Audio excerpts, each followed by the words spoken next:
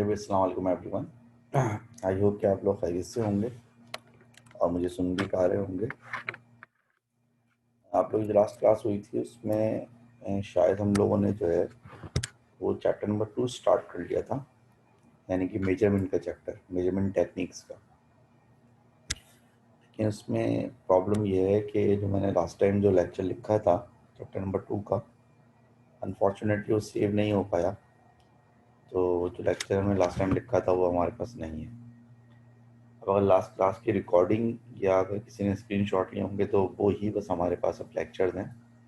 ये बताएं कि लास्ट क्लास की रिकॉर्डिंग आप लोग को मिली? लास्ट क्लास की रिकॉर्डिंग क्या आप लोग को मिली?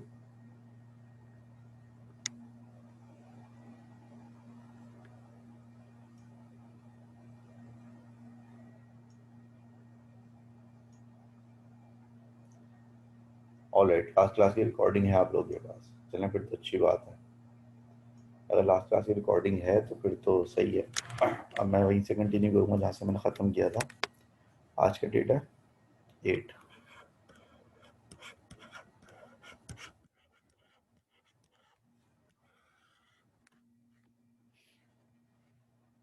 लेकिन लास्ट टाइम हमने जो है वो मेजरमेंट टेक्निक्स का चैप्टर जो है स्टार्ट किया था, चैप्टर नंबर 2।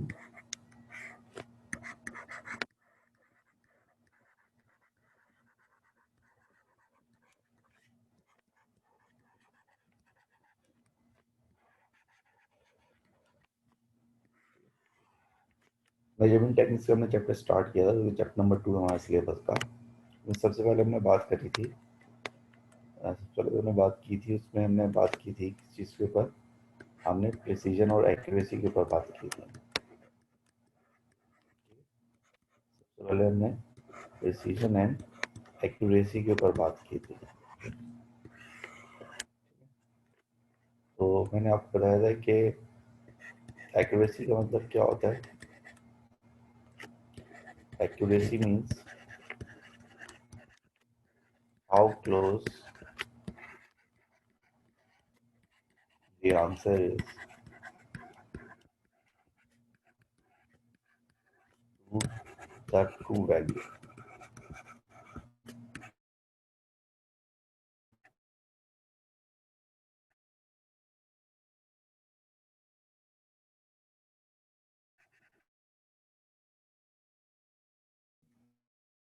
तो अगर आपका,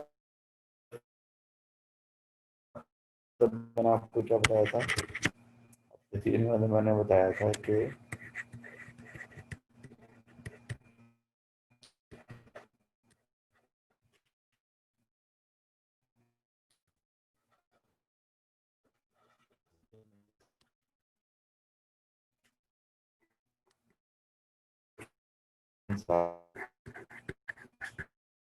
करीब है, और मैंने बड़ी तफसील के साथ जो है वो आपको एग्जाम्पल्स दी थी, और एग्जाम्पल्स देकर मैंने आपको समझाया था कि एक्यूरेसी का मतलब क्या है और प्रिसीजन का मतलब क्या है। ठीक है जी, ये हमारी बात हो रही थी।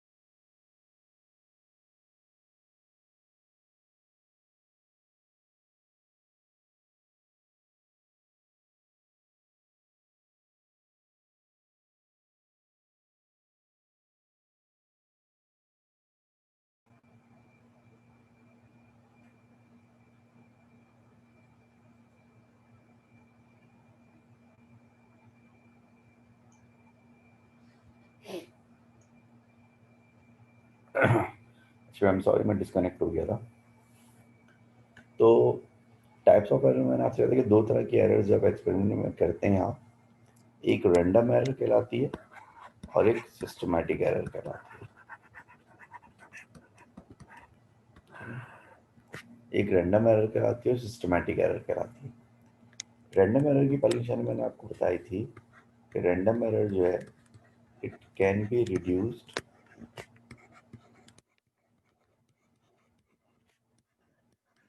By taking average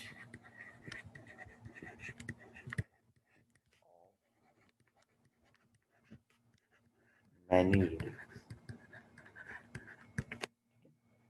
random error को जो है आप बहुत सारी रीडिंग्स लेके उसका एवरेज लेकर जो है वो रिड्यूस कर सकते हैं। सिस्टमैटिक एरर जो है, it can not be reduced, can not be reduced by taking average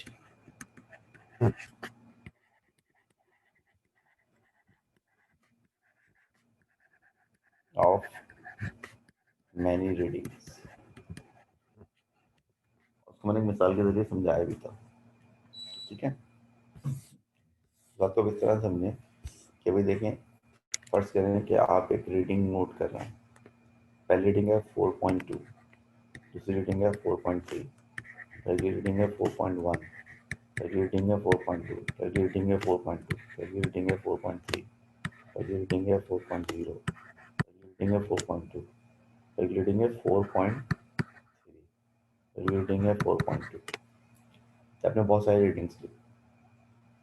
अब इन रीडिंग्स को नोट करते वक्त आपने इस वाली रीडिंग को गलती से 4.3 की जगह क्या नोट कर लिया, 3.4 नोट कर लिया, लिखने में गलती हो गई आपसे। तो अगर आप इन सारी रीडिंग का एवरेज निकालें, इन सारी रीडिंग से अगर आप एवरेज निकालें, तो एवरेज जो है वो तकरीबन 4.2 के आसपास आ जाएगा। इसका मतलब ये हुआ कि आपने जो एक रीडिंग गलत लिखी थी वो 4.2 से आपने 4.3 से 3.4 लिख दिया था उसको। तो आपने जो एक गलत रीडिंग लिखी थी उसका असर कम से कम हो जाएगा अगर आप बहुत सारी रीडिंग्स ले रहे हैं और फिर उसका एवरेज ले रहे हैं। और ये हो जाएगा जब हम एक्सपेरिमेंट करते हैं लैब में, तो कभी भी एक सिंगल रीडिंग पे रिलाई नहीं करते। आप हमेशा कम से कम 3 रीडिंग्स, 5 रीडिंग, 6 रीडिंग्स लेते हैं, ताकि अगर उसमें कोई रैंडम एरर हुई भी है तो एवरेज लेने से वो क्या हो जाए, एवरेज लेने से वो करेक्ट हो जाए।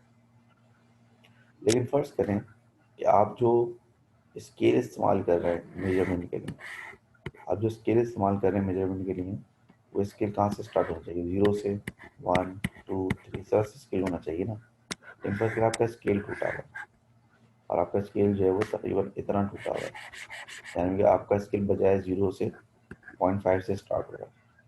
तो आप रीडिंग नाप रहे हैं, आपकी रीडिंग आती है 3.2, फिर आप रीडिंग लेते हैं, आपकी रीडिंग आती है 3.1, फिर आप रीडिंग लेते हैं, आपकी रीडिंग आती है 3.2। जैसे आप 10 रीडिंग्स ले लेते हैं, लेकिन जब आप 10 रीडिंग्स लेंगे यहाँ पर से स्केल के जरिए, तो 10 की 10 रीडिंग क्या होंगी, गलत होंगी, क्योंकि स्केल ही टूटा हुआ था आपका। अब आप उन 10 रीडिंग्स का एवरेज लेंगे, तो 10 रीडिंग का एवरेज जो है वो भी गलत ही आएगा, क्योंकि जब आपका स्केल ही टूटा हुआ है, आपकी हर रीडिंग गलत आ रही है, तो फिर जो है आपका एवरेज जो है वो भी क्या आएगा, गलत आएगा। तो ये कौन सी एरर है, ये सिस्टमैटिक एरर है।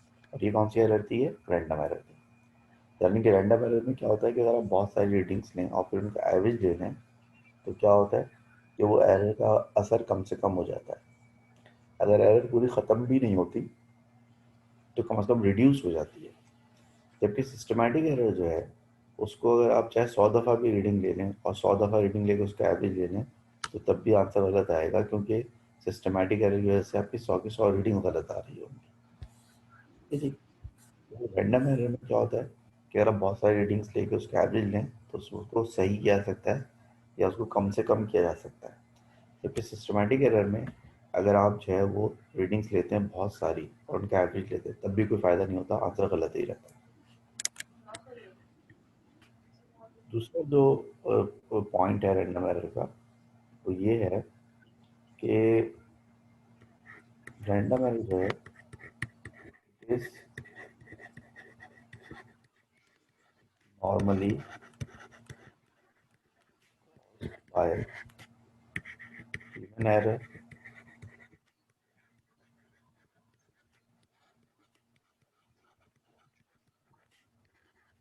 due to a sudden change in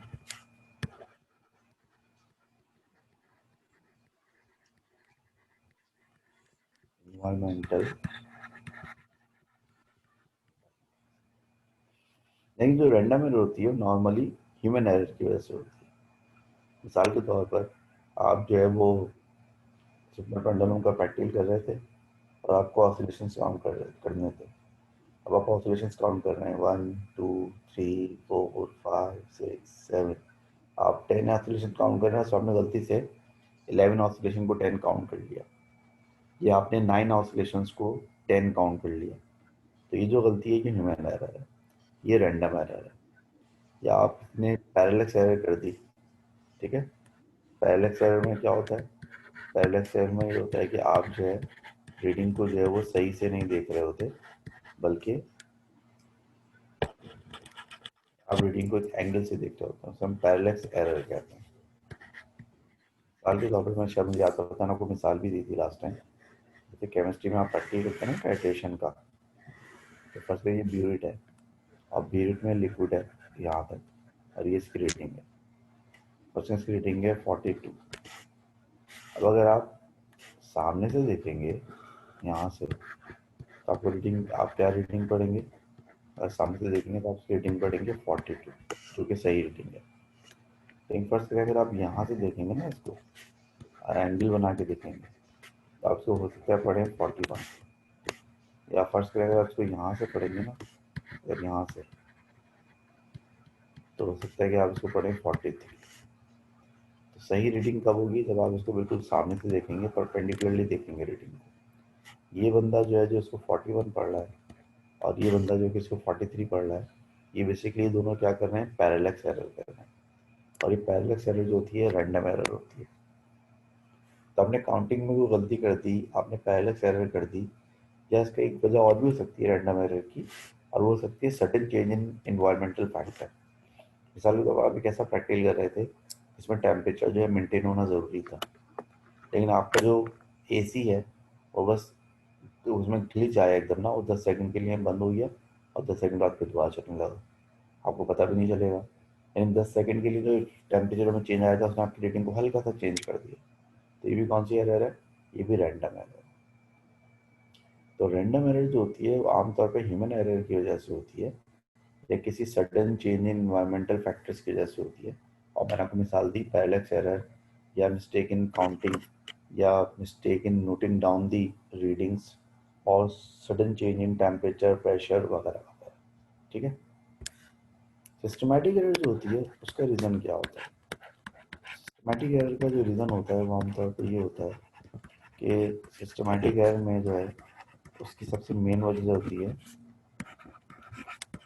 वो एक फॉल्टी इंस्ट्रूमेंट हो सकती है। मिसाल के तौर पर आप जो मीटर यूज़ कर रहे हैं उस मीटर में ज़ीरो एरर है, आप जो वर्नियर कैलिपर यूज़ कर रहे हैं उसमें ज़ीरो एरर है, आप जो बैलेंस यूज़ कर रहे हैं बैलेंस रीडिंग गलत दे रहा है। ठीक है। आप जो स्केल यूज़ कर रहे हैं वो स्केल ज़ीरो से स्टार्ट नहीं हो रहा है। ठीक। तो it is normally called by a fault instrument, a wrong formula, यानी कि आप जो है फार्मूला जो लगा रहे हैं रीडिंग निकालने के, फार्मूले गलत लगा रहे हैं। फार्मूले में जगह स्क्वायर करना था, आप स्क्वायर ही नहीं कर रहे, तो आपके सारे आंसर गलत आएंगे। और बाय आ रॉन्ग अजम्पशन, बाद ये होता है कि आप जो है रीडिंग निकालते वक्त कोई चीज़ जो है वो गलत अज्यूम कर रहे होते हैं। फॉर एग्जाम्पल आपने अज्यूम कर लिया कि जब हम जहाज से पत्थर को फेंकेंगे नीचे तो एयर रेजिस्टेंस नेग्लिजिबल होगी, और फिर आप उसकी बेसिस पे पत्थर के नीचे गिरने का टाइम निकाल रहे हैं। तो देखिए जहाँ से जब आप पत्थर को फेंकेंगे तो एयर रेजिस्टेंस तो नेग्लिजिबल हो ही नहीं सकती, वो ज़ाहिर है इतनी ऊपर से पत्थर नीचे गिरेगा तो एयर रेजिस्टेंस तो होगी। तो लिहाजा जब आप ये अज्यूम करके आंसर निकालेंगे कि एयर रेजिस्टेंस नेग्लिजिबल है, तो आपके सारे आंसर गलत आएंगे। जब आपके सारे आंसर गलत आएंगे तो एवरेज लेने के बाद भी वो क्या रहेंगे? एवरेज लेने के बाद भी वो गलत ही रहेंगे। तो लिहाजा ये जो एरर है कौन सी एरर कहलाएगी? ये एरर सिस्टमैटिक एरर कहलाएगी। ठीक है। इसके अलावा एक और पॉइंट यहाँ पर ये है कि readings obtained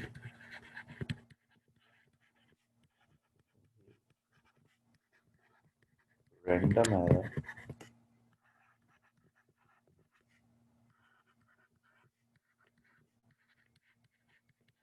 are scattered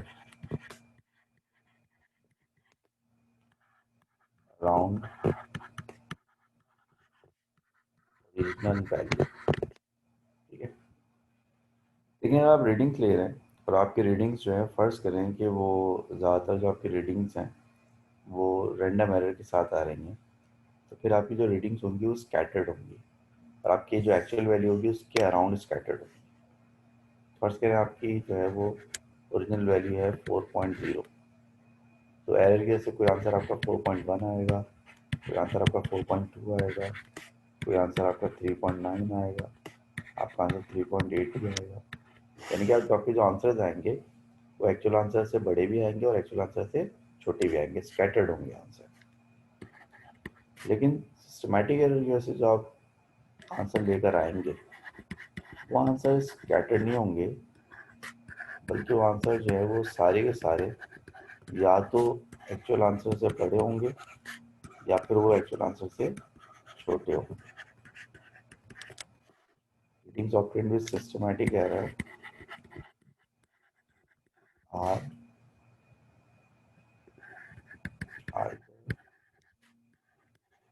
smaller और लार्जर देन ट्रू वैल्यू। यानी जब आप रीडिंग्स ऑब्टेन करेंगे सिस्टमैटिक एरर के साथ साथ, वो सारी रीडिंग्स या तो एक्चुअल वैल्यू से बड़ी होंगी या फिर एक्चुअल वैल्यू से छोटी होंगी। मिसाल के तौर पर आपका स्केल जो है उसमें ज़ीरो एरर है, फर्स्ट करें ये स्केल है, अब ये स्केल ज़ीरो से स्टार्ट होना चाहिए ना, ज़ीरो से स्टार्ट होना चाहिए। इन फर्स्ट करेंगे स्केल टूट गया और स्केल आपका स्टार्ट हो रहा है 0.3 से, फिर 1 आया, फिर 2 आया, फिर 3 आया, तो आप जो भी रीडिंग लेंगे वो रीडिंग एक्चुअली 0.3 बढ़ ही होगी। या जब इसमें रीडिंग लेंगे आप 4.3, तो एक्चुअली 4.3 नहीं होगी, 4.0। जब इसमें रीडिंग आएगी 6.9, तो 6.9 नहीं होगी बल्कि एक्चुअली 6.6 होगी। इसमें आप रीडिंग लेंगे 1.3, तो वह रीडिंग 1.3 नहीं होगी, एक्चुअली 1.0 होगी, क्योंकि आपकी हर रीडिंग जो है वो 0.3 ज़्यादा आ रही होगी। तो इसमें आप जितनी भी रीडिंग लेंगे इस स्केल से सारी की सारी 0.3 बड़ी आएंगी रीडिंग। तो ये कौन सी एरर है? सिस्टमैटिक एरर है, क्योंकि सारी रीडिंग्स एक तरफ होंगी। यानी कि या तो सारी रीडिंग जो है एक्चुअल रीडिंग से बड़ी होंगी या फिर सारी रीडिंग्स जो है एक्चुअल रीडिंग से छोटी होंगी। जबकि रैंडम एरर में ऐसा कुछ नहीं होता। रैंडम एरर में रीडिंग्स स्कैटर्ड होती हैं, यानी कुछ रीडिंग एक्चुअल रीडिंग से बड़ी होती हैं और कुछ रीडिंग जो है वो एक्चुअल रीडिंग से छोटी होती है। ठीक है, तो जो आपका वो है रैंडम एरर है उसको आप रिड्यूस कर सकते हैं बहुत सारी रीडिंग्स लेकर उनका एवरेज लेके, जबकि सिस्टमैटिक एरर को आप एवरेज करके बहुत सारी रीडिंग्स लेके एवरेज करके रिड्यूस नहीं कर सकते। जो रैंडम एरर है वो नॉर्मली ह्यूमन एरर की वजह से होती है या एनवायरमेंटल फैक्टर में कोई सडन चेंज आए तो उसकी वजह से होती है। जबकि सिस्टमैटिक एरर जो है नॉर्मली वो किसी फॉल्टी इंस्ट्रूमेंट की वजह से, किसी रॉन्ग फॉर्मूले की वजह से या किसी रॉन्ग अजम्पशन की वजह से होती है। और देखिए मैंने दोनों तरफ जो है दोनों कॉलम में नॉर्मली का लफ्ज़ इस्तेमाल किया। नॉर्मली का मतलब है कि आमतौर पर ऐसा होता है, ज़रूरी नहीं है कि हमेशा इसी वजह से हो, और भी कोई रीज़न हो सकता है। इसके अलावा जब रैंडम एरर के साथ रीडिंग्स आती हैं तो स्कैटर्ड होती हैं, कुछ रीडिंग्स ज़्यादा होती हैं, कुछ रीडिंग्स कम होती हैं एक्चुअल वैल्यू से। जबकि सिस्टमैटिक एरर में आमतौर पर सारी रीडिंग्स एक तरफ होती हैं, सारी की सारी रीडिंग या तो जो है वो बड़ी होती हैं एक्चुअल वैल्यू से, सारी की सारी रीडिंग जो है छोटी होती हैं एक्चुअल वैल्यू से। ठीक है,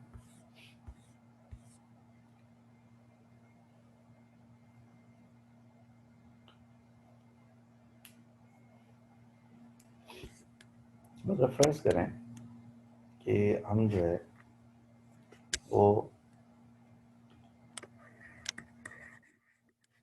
कोई रीडिंग लेना चाहते हैं, हम जो है कोई रीडिंग लेना चाहते हैं एक चीज़ की, और उसका जो एक्चुअल आंसर है उस चीज़ का, वो फर्स्ट के वो एक्चुअल आंसर है 5.0। हम जो है 5.0 जो है वो एक आंसर निकालना चाहते हैं। अब हम जो है बहुत सारी रीडिंग्स लेंगे, लेट्स से हमने जो है इसमें 10 रीडिंग ली। जब हमने 10 रीडिंग्स ली तो फर्स्ट करें कि हमारा आंसर जो है वो आया, एक आंसर हमारा आया लेट्स से 4.8 आया हमारा आंसर जो है वो 4.9 भी आया, फिर हमारा आंसर जो है एक और 4.9 आया, हमारा आंसर जो है 5.08 आया, फिर 5.02 आया, एक आंसर 5.0 आया, फिर एक आंसर 5.0 आया, एक आंसर 5.1 आया, एक आंसर 5.1 आया और एक आंसर आपका 5.3 आया। ठीक है, तो अभी ये जो आंसर्स हैं आपके, इसमें आपका एक्चुअल आंसर 5 है, कुछ आंसर 5 से छोटे आ रहे हैं, कुछ आंसर 5 से बड़े आ रहे हैं। हम यहाँ पर एक ग्राफ स्केच करते हैं और यहाँ पर हम वैल्यू लिखेंगे एक्स एक्सिस पे और वाई एक्सिस पे हम लिखेंगे नंबर ऑफ टाइम्स। मतलब ये है 0 1 3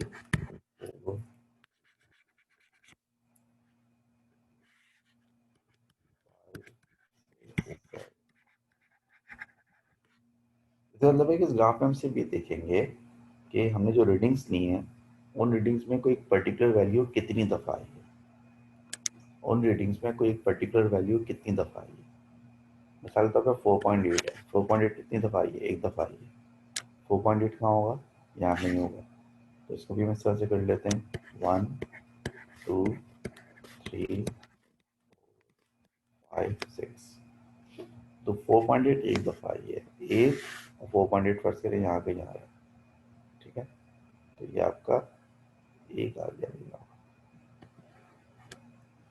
ठीक है, यानी ऐसा नहीं करते, हम ऐसा करते हैं कि इन रीडिंग्स को हम अज्यूम करते हैं।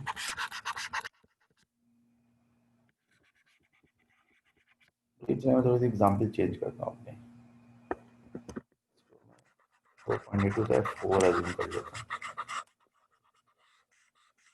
मेरा ग्राफ सही नहीं बन रहा, रीडिंग दूसरी है चाहिए।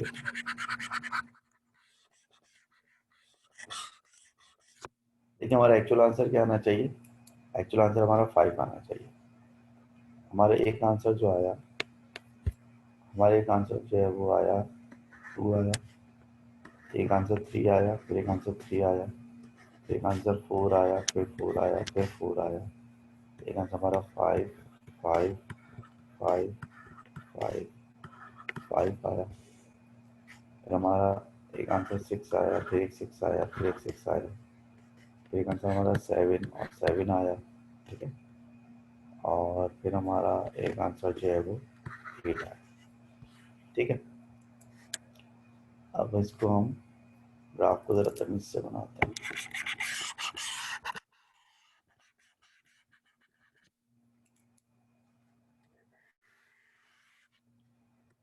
1 हो गया, 2 हो गया, 3 हो गया, 4 हो गया, 5 हो गया, 6 हो गया, 8 हो गया, 9 हो गया, 10 हो गया। ठीक है, अब देखें जो आंसर 2 है वो कितनी दफ़ा आया, आंसर 2 एक दफ़ा आया, ये आंसर 2 हो गया और ये एक दफ़ा आया, तो एक पॉइंट दिया। फिर आंसर 3 कितनी दफ़ा आया, आंसर 3 दो दफ़ा आया, एक आंसर 3 दो दफ़ा आया, ये पॉइंट बन जाएगा। फिर आंसर 4 कितनी दफ़ा आया, एक 2 3 दफ़ा आया, तो 4 3 टाइम्स आ गया। आंसर 5 कितनी दफ़ा आया, एक 2 3 4 5 दफ़ा आया, तो आपने इसको 5 पे ले लिया। उसके बाद आंसर 6 कितनी दफ़ा आया, 3 दफ़ा आया, यहाँ पर आ गया। 7 कितनी दफ़ा आया, 7 दो दफ़ा आया। 8 कितनी दफ़ा आया, एक दफ़ा आया, 8 यहाँ। तो उससे ग्राफ स्केच करें तो फिर इस तरह का एक ग्राफ बन जाएगा समथिंग लाइक दिस। ठीक है, इस ग्राफ में हमारी एक्चुअल वैल्यू क्या है, एक्चुअल वैल्यू हमारी 5 है, एक्चुअल वैल्यू क्या हमारी 5 है। तो अब जब भी इस तरह का ग्राफ बनाएंगे, यानी कि वाई एक्सिस पे नंबर ऑफ टाइम्स लेंगे कोई रीडिंग कितनी दफ़ा आ रही है और एक्स एक्सिस पे उस रीडिंग की वैल्यू लेंगे और उसे ग्राफ स्केच करेंगे जैसे मैंने स्केच किया, तो आपको बहुत सारी तरह के जो है शेप मिल सकते हैं।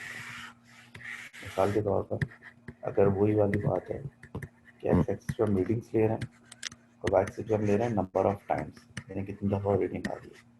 ठीक है, और फर्स्ट करें ये आपका एक्चुअल आंसर है, जैसे वहाँ पे 5 आपका एक्चुअल आंसर है। और जो है अगर फर्स्ट करें कि मैं दोबारा से एक और ग्राफ बनाता हूँ इसी तरह का, ठीक। तो ये जो ग्राफ इस शेप का बनेगा, इसका मतलब क्या है? इसका मतलब ये है कि जिसकी ज़्यादातर रीडिंग है वो सही आ रही है, ज़्यादातर रीडिंग इसकी सही आ रही है, और ज़्यादातर इसकी रीडिंग सही आ रही है, और उसके आगे और पीछे जो है रीडिंग्स तकरीबन बराबर ही हैं। जब मैं इसका एवरेज लूँगा, तो एवरेज इसका क्या आ जाएगा? एवरेज का सही आ जाएगा। तो लिहाजा ये जो ग्राफ है ये शो कर रहा है एक एक्यूरेट आंसर को शो कर रहा है, ये ग्राफ एक एक्यूरेट आंसर को शो कर रहा है, क्योंकि इसका एवरेज जो है वो सही आ जाएगा तकरीबन। लेकिन क्या ये एक प्रिसाइज आंसर को शो कर रहा है? तो ये प्रिसाइज आंसर को शो नहीं कर रहा, तो प्रिसाइज होने के लिए क्या ज़रूरी होता है कि सारे आंसर एक जैसे हों। जबकि इसमें क्या हो रहा है? इसमें ये हो रहा है कि कुछ आंसर जो है एक्चुअल से बड़े हैं और कुछ आंसर एक्चुअल से छोटे हैं। इसमें प्रिसीजन नहीं है, लेकिन इसमें एक्यूरेसी है, क्योंकि आपका एवरेज जो है वो सही आ जाएगा। और इसमें जो रीडिंग्स हैं, क्योंकि कुछ रीडिंग जो एक्चुअल आंसर से बड़ी हैं और कुछ रीडिंग्स एक्चुअल आंसर से छोटी हैं, लिहाजा इसमें जो है वो कौन सी एरर होने का ज़्यादा चांस है? इसमें रैंडम एरर होने का ज़्यादा चांस है। इसमें ज़्यादा रैंडम होने का चांस है, जबकि सिस्टमेटिक एरर होने का चांस कम है। सिस्टमेटिक एरर होने का चांस क्यों कम है? सिस्टमेटिक एरर होने का चांस इसलिए कम है क्योंकि इसमें ज़्यादातर रीडिंग्स जो हैं वो एक्चुअल वैल्यू से बड़ी भी हैं और कम भी हैं। जबकि सिस्टमेटिक एरर में क्या होता है? सिस्टमेटिक एरर में ज़्यादातर रीडिंग्स जो होती हैं वो एक तरफ होती हैं, यानी कि ज़्यादातर रीडिंग्स या तो बड़ी होती हैं या ज़्यादातर रीडिंग्स छोटी होती हैं। जबकि यहाँ पर जो है वो रीडिंग्स जो है डिवाइड हुई हुई हैं, कुछ रीडिंग एक्स से बड़ी हैं, कुछ रीडिंग एक्स से छोटी हैं। तो इस तरह का ग्राफ जो ये रिप्रेजेंट करता है कि इस ग्राफ से जो आपको आंसर मिलेगा वो एक एक्यूरेट आंसर मिलेगा, क्योंकि हमारे हिसाब से इसका एवरेज जो है वो सही आ जाएगा। लेकिन ये आंसर प्रिसाइज नहीं होगा, क्योंकि उसकी वजह ये है कि रीडिंग आपकी स्कैटर्ड बहुत है, फैली हुई बहुत है। जबकि प्रिसाइज के लिए क्या होता है? प्रिसाइज के लिए जो है वो आपका एक जैसी रीडिंग लेना जरूरी होता है। फर्ज करें कि अगर ये ग्राफ ऐसा बनता है,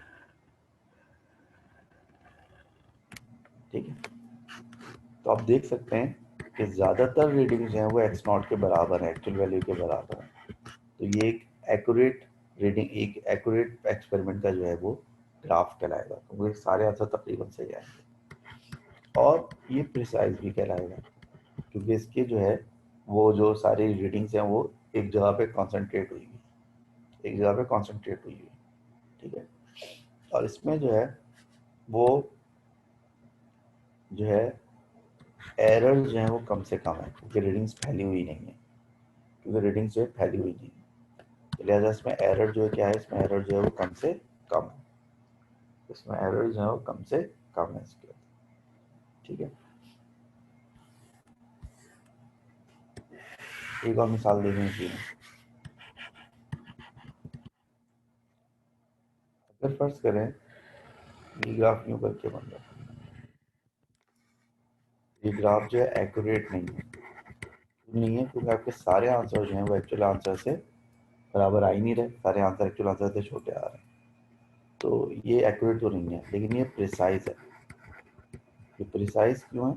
ये प्रिसाइज इसलिए है क्योंकि उसकी सारी रीडिंग एक जैसी आ रही है तकरीबन, और इसमें जो है वो रैंडम एरर नहीं है, क्योंकि अगर इसमें रैंडम एरर होती तो फिर ये रीडिंग जो होती हैं ये एक्चुअल रीडिंग के आगे भी होती हैं, एक्चुअल रीडिंग के पीछे भी नहीं होती। इसमें बेसिकली जो है वो क्या है? इसमें बेसिकली जो है वो सिस्टमेटिक एरर ज़्यादा है। इसमें सिस्टमेटिक एरर ज़्यादा है क्योंकि इससे सारी रीडिंग देखें एक तरफ आ गई हैं, सारी रीडिंग एक्स नॉट से छोटी आ रही है, तो लिहाजा इसमें सिस्टमेटिक एरर ज़्यादा होगी, इस वजह से मेरा जो सारी रीडिंग्स हैं वो एक तरफ आ रही है, ठीक है। अच्छा, इसको देखें,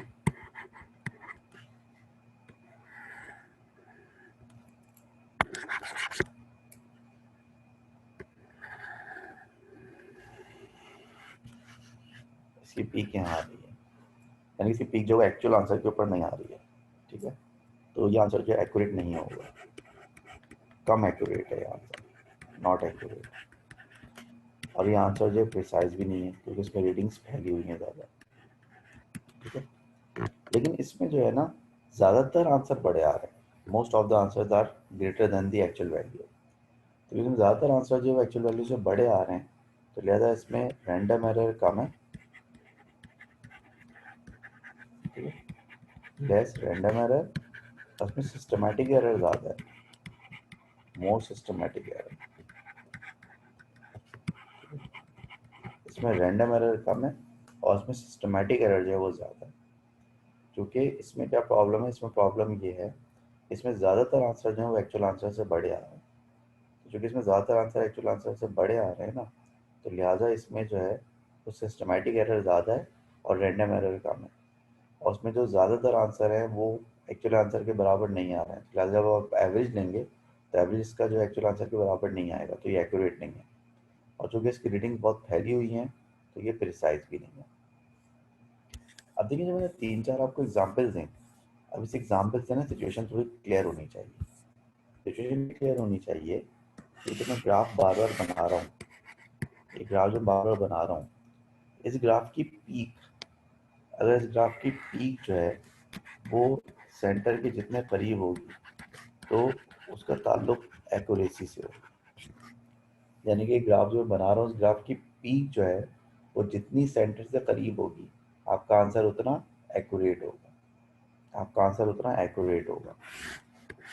इसी तरह जो मैं एक ग्राफ बना रहा हूँ, इसी तरह जो मैं एक ग्राफ बना रहा हूँ, इस ग्राफ में इसका जो बेस है, यानी कि जो मैं एक ग्राफ बनाता हूँ तो बेस जो है ना, इसका ये बेस जो है इसका ताल्लुक प्रिसीजन से, यानी कि ये जितना जो है वो नैरो होगा नीचे से, उसका मतलब है कि इसमें प्रिसीजन उतनी ज़्यादा होगी, ठीक है, इसमें प्रिसीजन उतनी ज़्यादा होगी, ठीक है।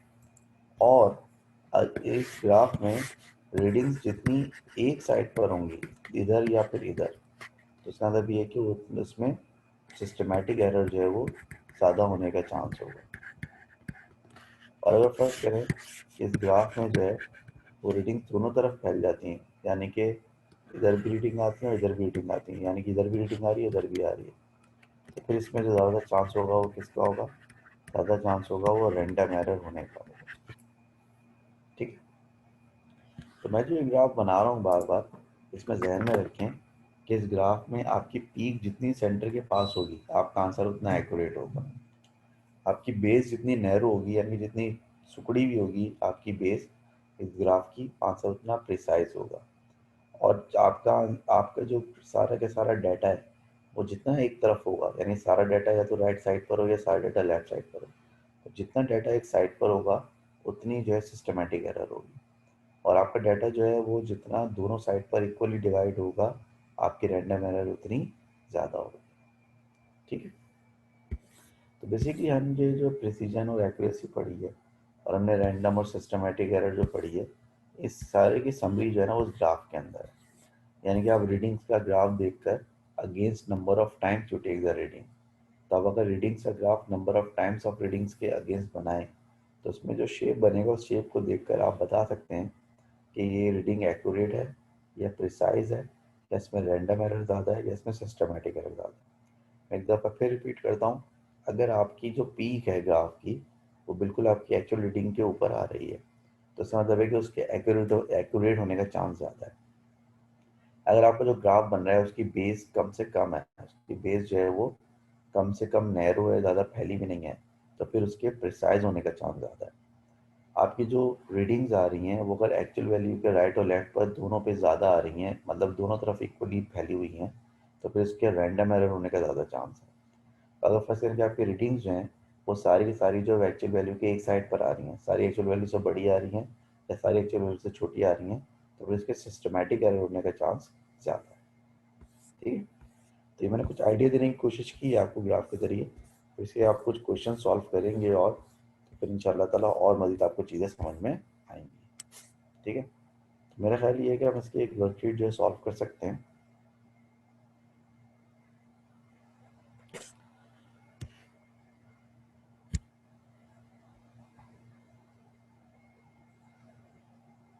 लास्ट टाइम ने वर्कशीट नंबर 5 तक किया था मेरे ख्याल से।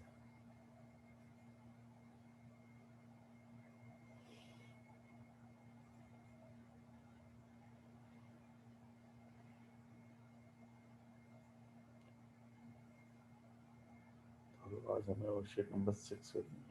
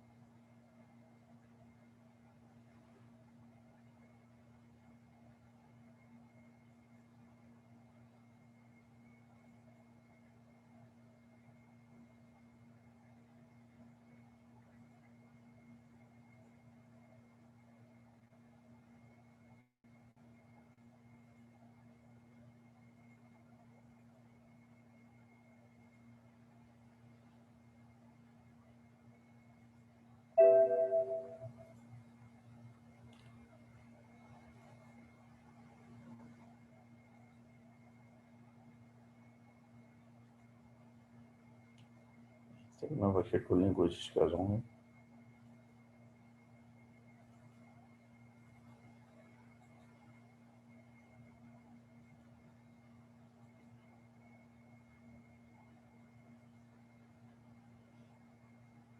चलेंगे, ऐसी वर्कशीट आ गई जरा मुश्किल से।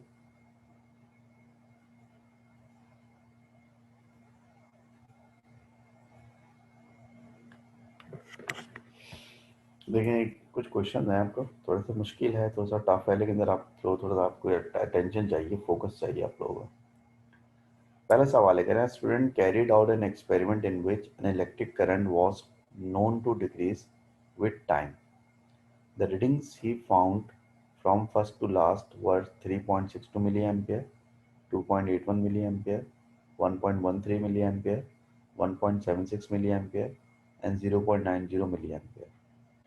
Which statement could not explain the anomalous 1.13 milliampere reading? देखें, ये रीडिंग ले रहा था तमीज से, इसकी पहले रीडिंग आई 3.62 मिली एम्पियर। ये कह रहा है कि current was known to decrease with time, यानी कि हमें पता था कि इस एक्सपेरिमेंट में करंट जो है वो ऐसा ऐसा कम होना चाहिए। तो करंट 3.62 था, 3.62 से कम होकर क्या हो गया 2.81, 2.81 से कम होकर क्या हो गया 1.13, और फिर 1.13 से कम होने के बजाय बढ़ गया, बढ़कर 1.76 हो गया, और फिर कम होकर 0.90 मिली एम्पियर हो गया। तो यहाँ पर एक गड़बड़ हो गई ना कुछ, यहाँ पर एक गड़बड़ हो गई कुछ। गड़बड़ क्या हो गई यहाँ पे गड़बड़ ये हो गई कि भाई देखें, पहले 3.62 से रीडिंग कम होकर 2.81 हुई, फिर 2.81 से कम हो गई रीडिंग 1.13 हुई, और फिर दोबारा बढ़ के 1.76 हो गई। तो ये 1.3 यहाँ पर जो है, ये इसका मतलब ये होगा कि यहाँ पे कुछ गड़बड़ हुई है। ये रीडिंग जो है 2.81 और 1.76 के बीच में होनी चाहिए थी, लेकिन ये रीडिंग कम थी, 1.76 से भी कम है। बात समझ में आ रही है मैं क्या कह रहा हूँ? मतलब पैटर्न के हिसाब से इसको 1.76 से बड़ा होना चाहिए था ना इस रीडिंग को, लेकिन रीडिंग जो है 1.76 से छोटी आ रही है बजाय बड़ी आनी। तो कह रहे हैं कि इसकी बहुत सारे रीज़न हो सकते हैं, इन चार में से 3 रीज़न हो सकते हैं, एक रीज़न नहीं हो सकता। इस बात के बहुत सारे रीज़न हो सकते हैं, उनमें से 3 रीज़न इन ऑप्शन में लिखे हुए, लेकिन एक रीज़न जो लिखा है ना चौथा, वो पॉसिबल नहीं है इसके गलत होने का। तो आप बताएं वो कौन सा रीज़न है which could not explain the anomalous reading. पहले दिन ये कह रहा है कि he has reverse the third and fourth reading in result table. उसने क्या किया, उसने ये किया कि 1.76 को पहले लिखना था और 1.13 को बाद में लिखना था। तो इसने क्या किया, इसने किया कि दोनों को स्वैप कर दिया, दोनों को आगे पीछे कर दिया। सही है भी, ऐसा हो सकता है कि 2.81 के बाद 1.76 और फिर 1.13 और फिर 0.90, तो रेटिंग बिल्कुल सही हो जाएंगी। तो ये पॉसिबल है, ऐसा हो सकता है। बी में कह रहा है कि he read the ammeter incorrectly, the rating should be 2.13।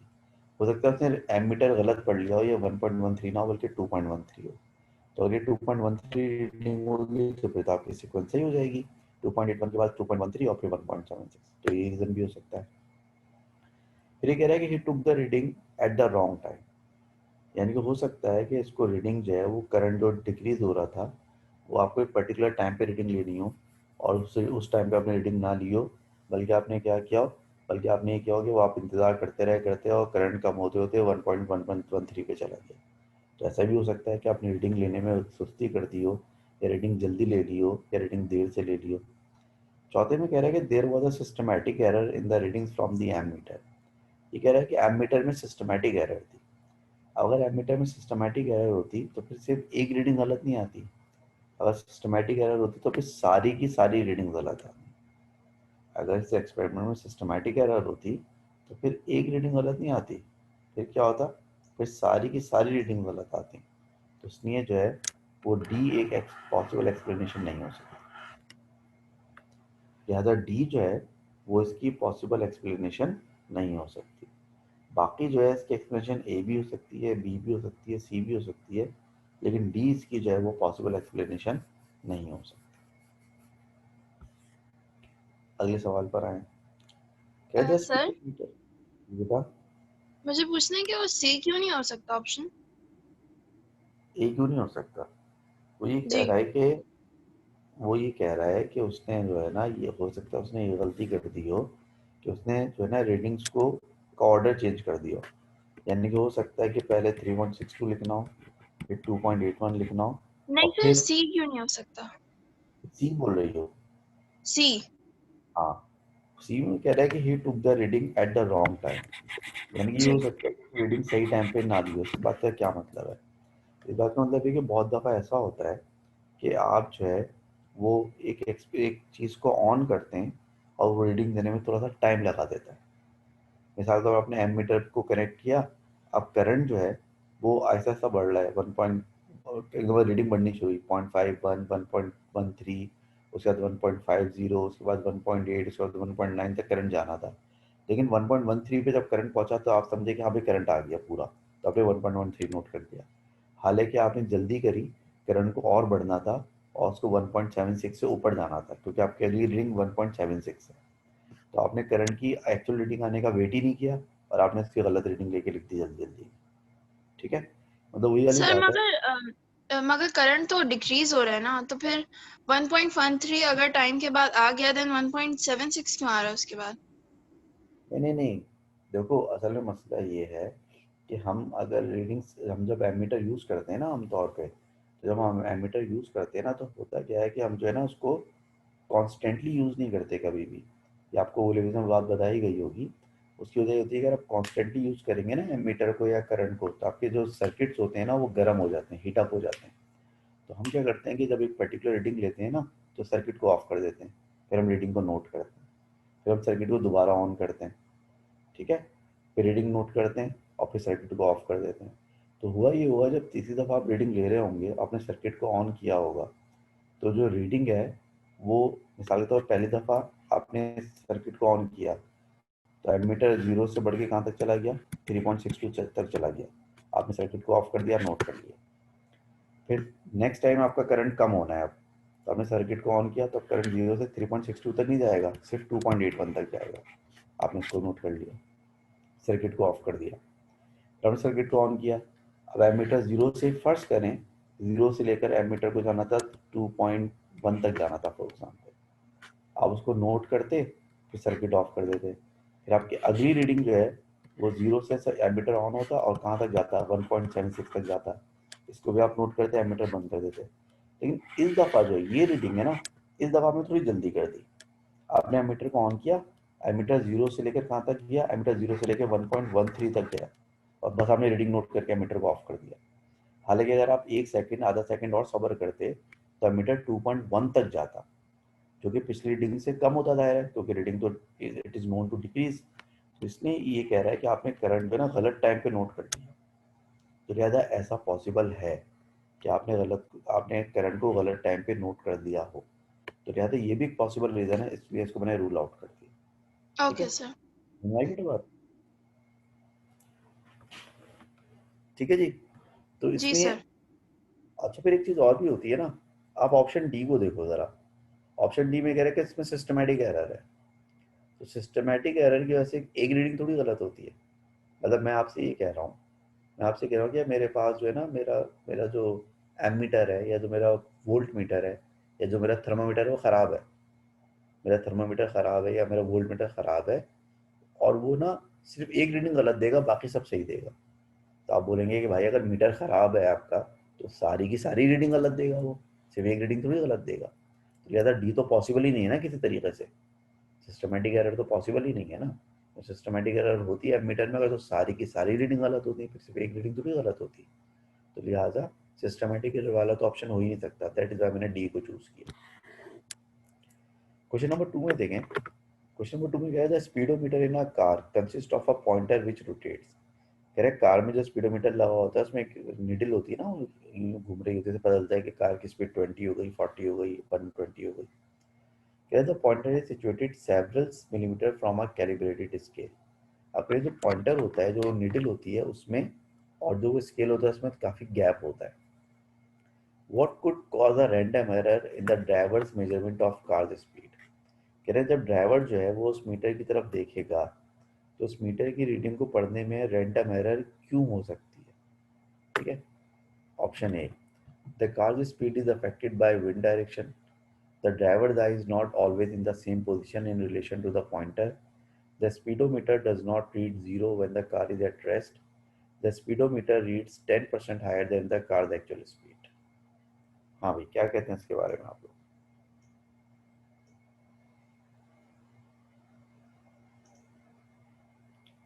देखें, आपको रैंडम एरर चाहिए। तो कह रहे हैं the car speed is affected by the wind direction, यानी कि हवा की वजह से कार की स्पीड चेंज हो जाती है। तो अगर कार की स्पीड हवा की वजह से चेंज हो जाती है तो मीटर पे भी चेंज हो जाएगी। तो आपको नजर आ जाएगा मीटर पे कि स्पीड कितनी चेंज हो गई। तो रैंडम एरर ना हुई। बी में कह रहा था driver eye is not always in the same position in relation to the pointer. Yes, ये आंसर है।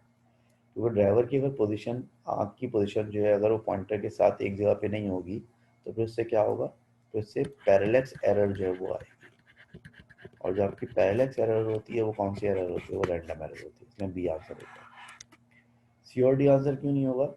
सी में कह रहा है कि स्पीडोमीटर जो है वो जीरो रीड नहीं करता जब कार रुकी हुई होती है, तो उसको हम कहते हैं जीरो एरर।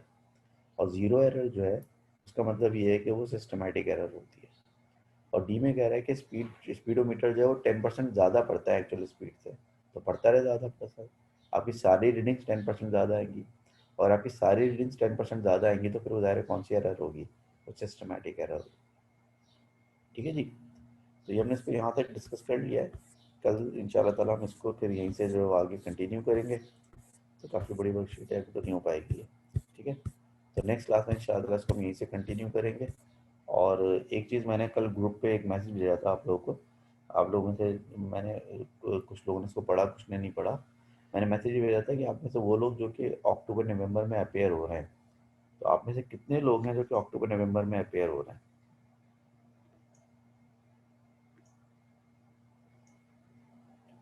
आप में से कितने लोग हैं जो कि अक्टूबर नवंबर में अपेयर हो रहे हैं। वजिया, तुम अपेयर हो रही हो अक्टूबर नवंबर में, और कौन अपेयर हो रहा है अक्टूबर नवंबर में।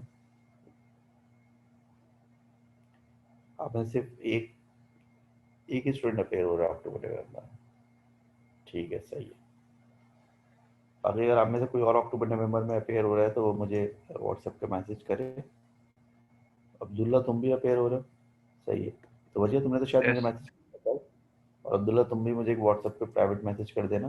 तो अगर तुम अक्टूबर नवंबर में अपेयर हो रहे हो तो मैं कुछ बच्चों का अक्टूबर नवंबर का एक बैच जो है वो पढ़ा रहा हूँ जूम पे ही। तो अगर तुम लोग चाहो तो उसको ज्वाइन कर सकते हो। उसके कोई चार्जेस वगैरह कुछ भी नहीं है। तो आप चाहो तो अपनी प्रिपरेशन के लिए, अपने रिवीजन के लिए वो बैच आप ज्वाइन कर सकते हो अक्टूबर नवंबर का। बाकी उसकी डिटेल आप मुझसे पूछ लेना व्हाट्सएप पे प्राइवेट मैसेज करके, डिटेल मैं आपको बता दूँगा। ठीक है। और इंशाल्लाह फिर हम कल जो है नेक्स्ट क्लास में यहीं से कंटिन्यू करेंगे जहाँ से छोड़ा। सर सर हाँ बोलो। सर वो आपने वर्कशीट्स का भी बोला था असाइनमेंट्स के साथ, वो तो नहीं मिली कॉलेज से, सिर्फ असाइनमेंट पकड़ा दिया उन्होंने तो। अच्छा चलो, मैं भी कॉलेज वाले 9 बजे के बाद आते हैं, मैं अभी कॉल करके पूछता हूँ उनको अभी। ठीक है, फिर मैं ग्रुप पे अपडेट कर दूंगा तुम लोगों को। ठीक है, चलो, ओके, थैंक यू।